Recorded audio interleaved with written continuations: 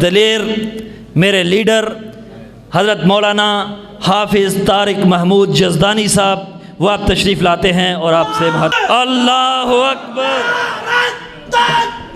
اللہ اکبر،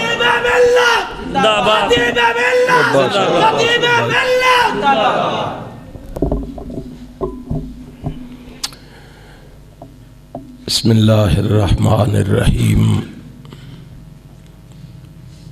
ولا تہنوا ولا تحزنوا وانتم الاعلون ان کنتم مؤمنین۔ صدق اللہ مولانا العظیم۔ میں سب سے پہلے اہل حدیث یوتھ فورس پاکستان کے قائدین کو، اپنے بھائی ذاکر الرحمن صدیقی صاحب کو، فیصل افضل شیخ صاحب کو، نعمت اللہ ظفر صاحب کو، سلیمان اعظم صاحب کو، حافظ عمران تبسم صاحب کو دل کی گہرائیوں سے خوش آمدید کہتا ہوں کہ وہ ہمارے اس پروگرام میں تشریف لائے،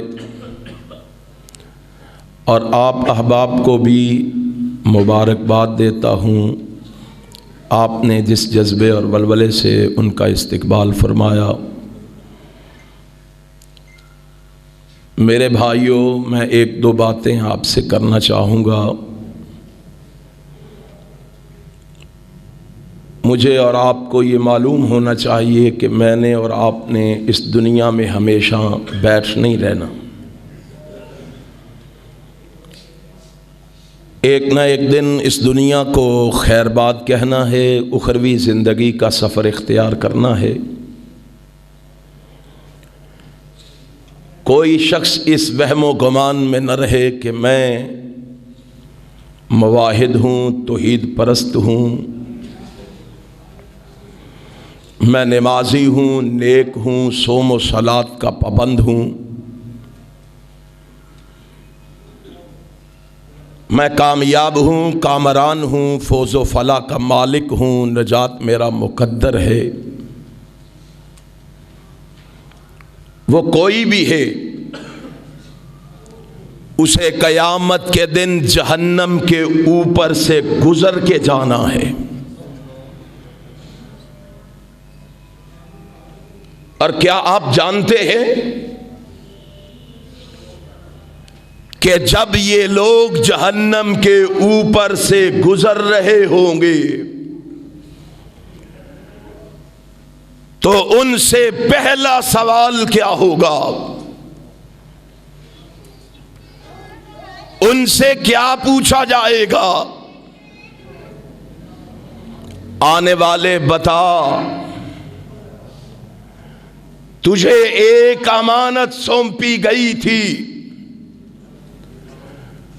تجھے ایک امانت دی گئی تھی، اب بتا تو اس امانت میں خیانت کر کے آیا ہے یا اس امانت کا حق ادا کر کے آیا ہے؟ میں اور آپ ذرا نگاہ مار لیں، میں اور آپ ذرا سوچ لیں، غور و فکر کر لیں۔ جماعت کے یہ عہدے، جماعت کی یہ ذمہ داریاں، یہ ایک امانت ہیں۔ میں اور آپ سوچیں، ہم ان ذمہ داریوں کو کہاں تک ادا کر رہے ہیں؟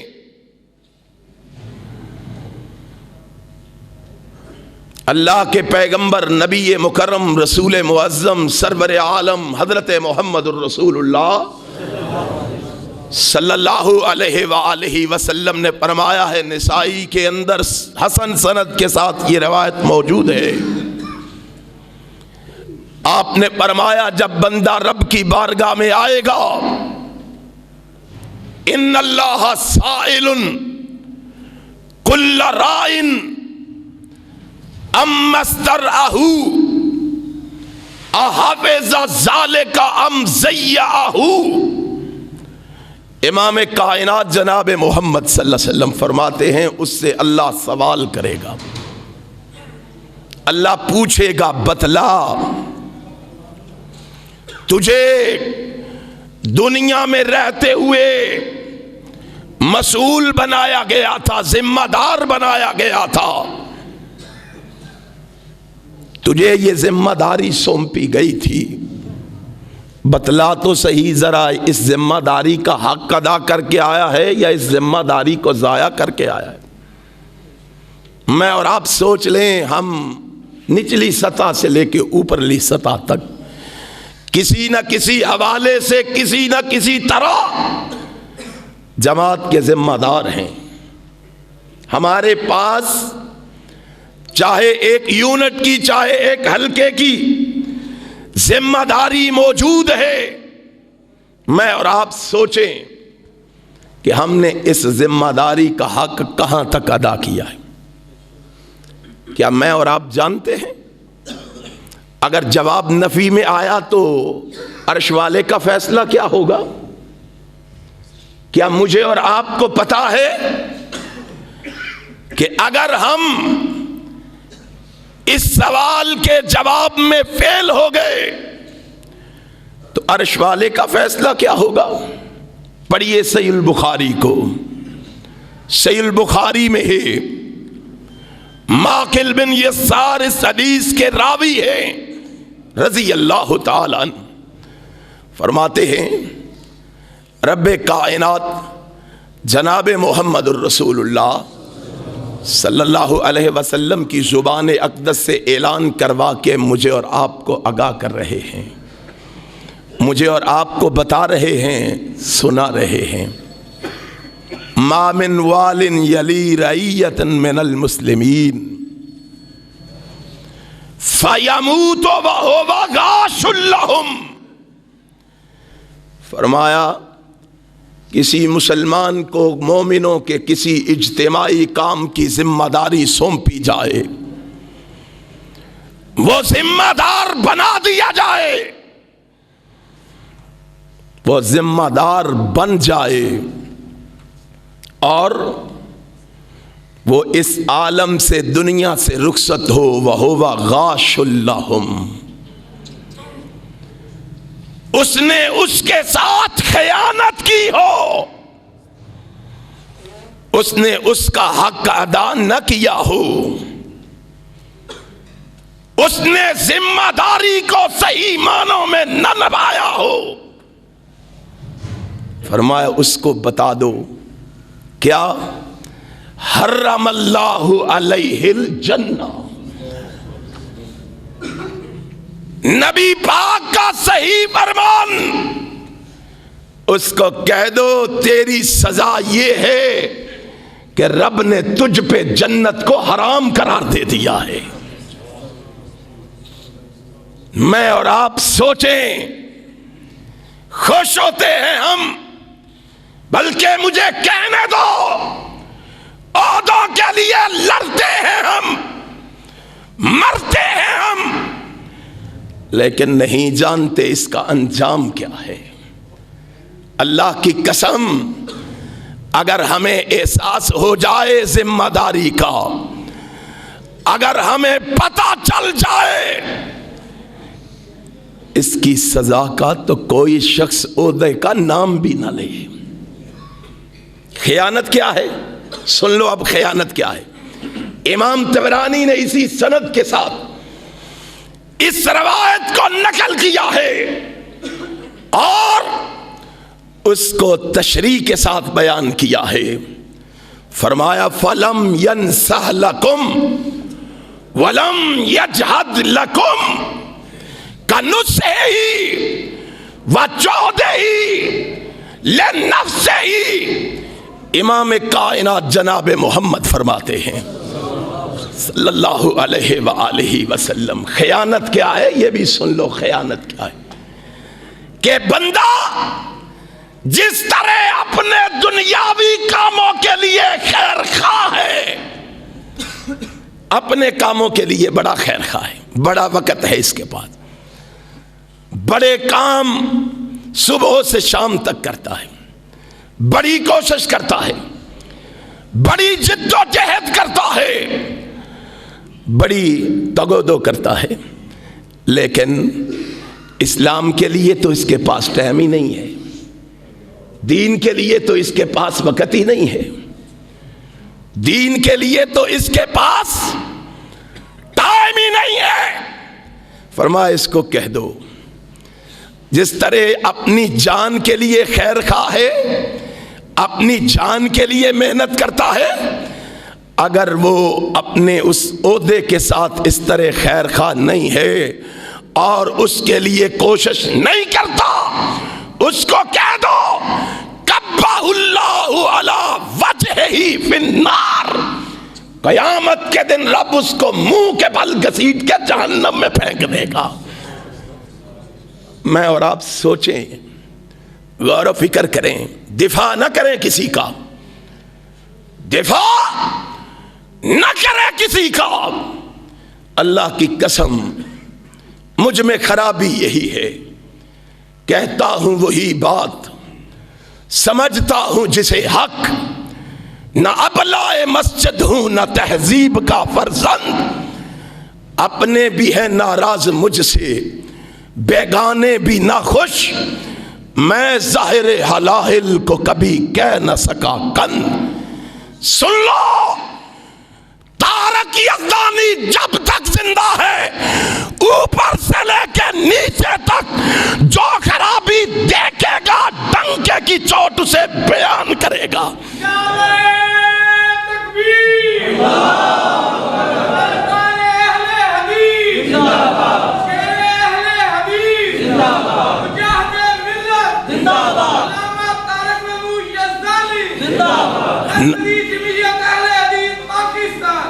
نہ ہی مسلط کوش ہوں نہ ہی مسلط پوش ہوں، کائنات کے رب کی قسم ہے ایک بھی ساتھ نہ رہے، ضلع والوں تم مجھے اچھی طرح پہچانتے ہو اور جانتے ہو، ایک بھی ساتھ نہ رہے، طارق یزدانی مرنا تو گوارا کر لے گا، حق کہنے سے باز نہیں آئے گا۔ حافظ صاحب قدم بڑھائے، حافظ صاحب قدم بڑھائے، حافظ صاحب قدم بڑھائے۔ ہاں، امام کائنات حضرت محمد الرسول اللہ، ہم نے نہیں سمجھا اسلام کیا ہے، اگر ہم اسلام کو سمجھتے ہوتے تو تنقید سن کے ہمیں کبھی رنج نہ ہوتا اور پیشانیوں پہ سلوٹیں نہ پڑتی، کیونکہ ہم نے دیکھا کہ اسلام نے ہی تو حق دیا تھا۔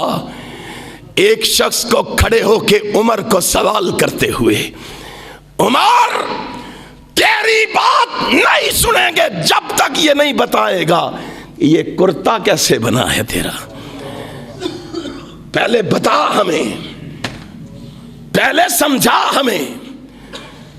اسلام نے ہی تو اس حبشیہ عورت کو حق دیا تھا کہ جب جناب عمر نے کہا تھا میں آج کے بعد حق مہر متعین کر رہا ہوں، اس بی بی نے کہا تو کون ہے؟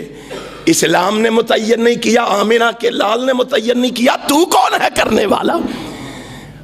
ہم اپنے بڑوں کی غلطیاں دیکھ کے پردے ڈالتے ہیں، بات اسلام کی کرتے ہو تو آؤ پہلے سمجھو اسلام کیا ہے۔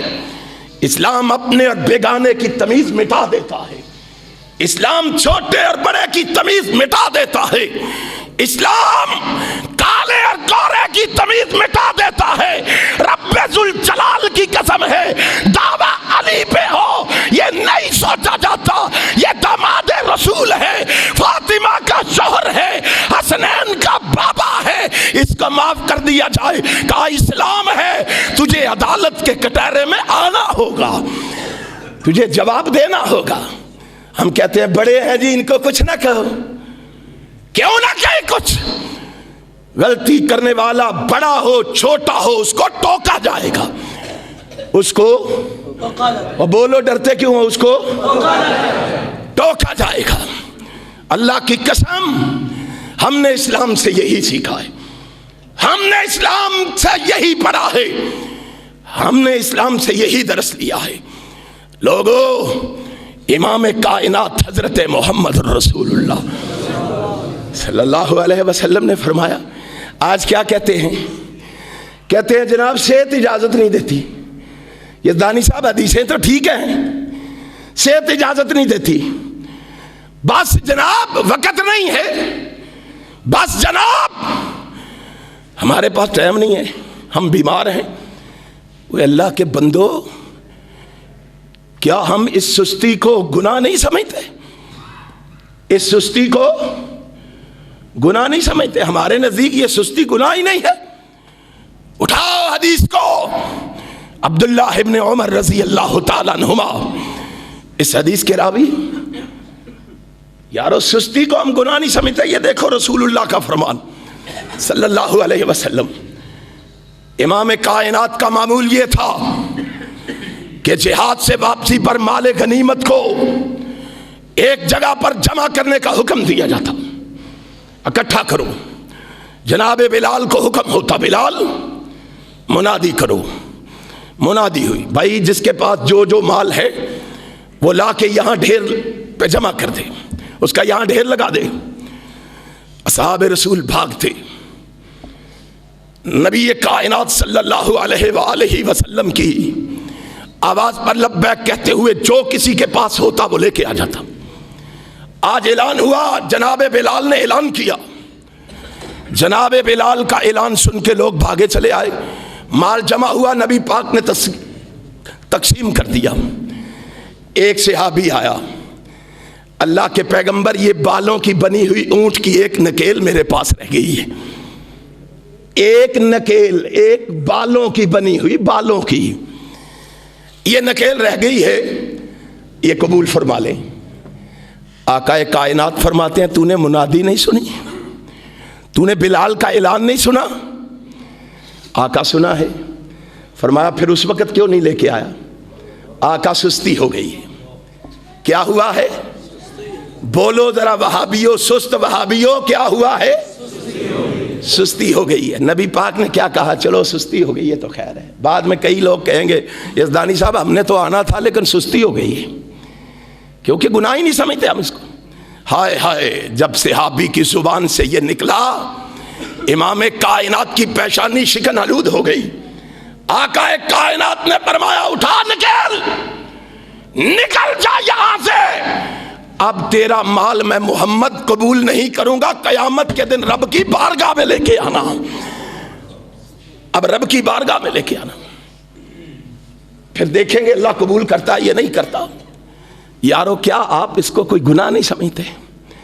آپ نے سنا ہے حلال بن امیہ، مرارہ بن ربی، کعب بن مالک کا واقعہ؟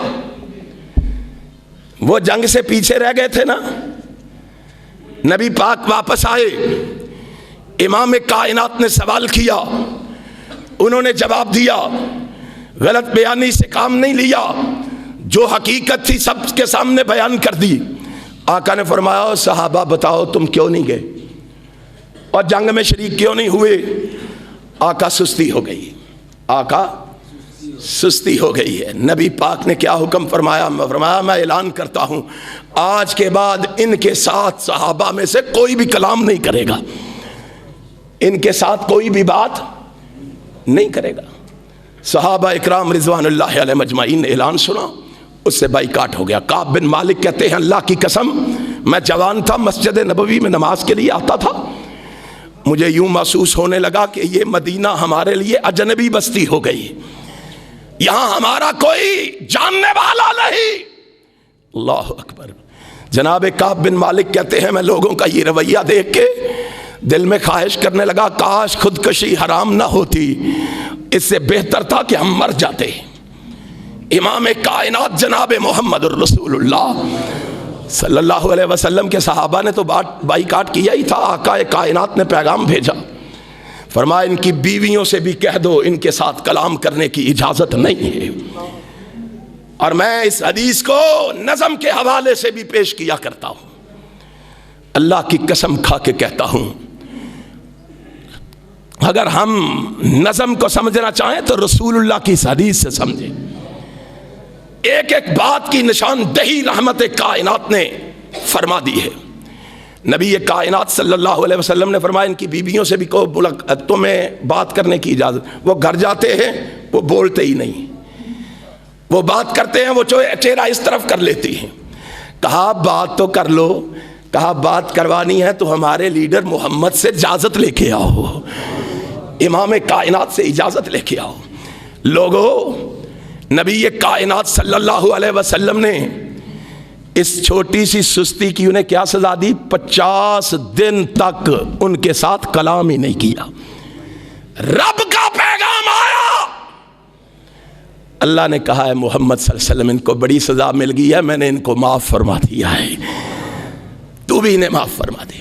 یارو، اس سستی کو ہم گناہ ہی نہیں سمجھتے، اس غلطی کو ہم گناہ ہی نہیں سمجھتے۔ چھوڑو ان سستیوں کو، چھوڑو ان کاہلیوں کو، چھوڑو ان غفلتوں کو، میدان عمل میں قدم رکھو۔ کس طرح؟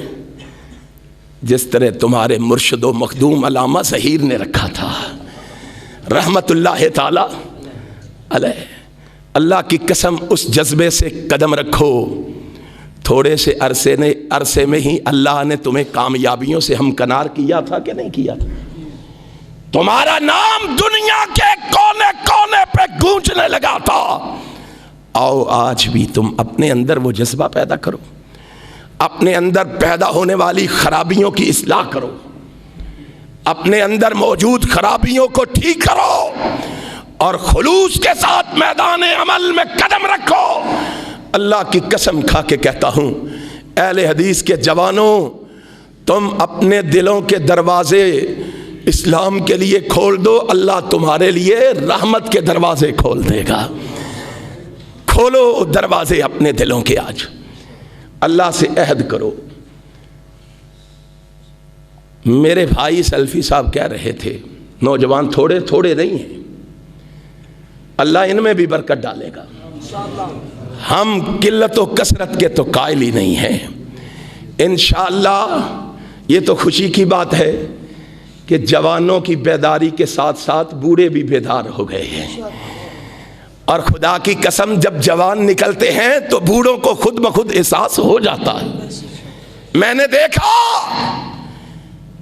جوان نکل رہے، 4 جوان ہیں، 4 نکل رہے ہیں کس طرف؟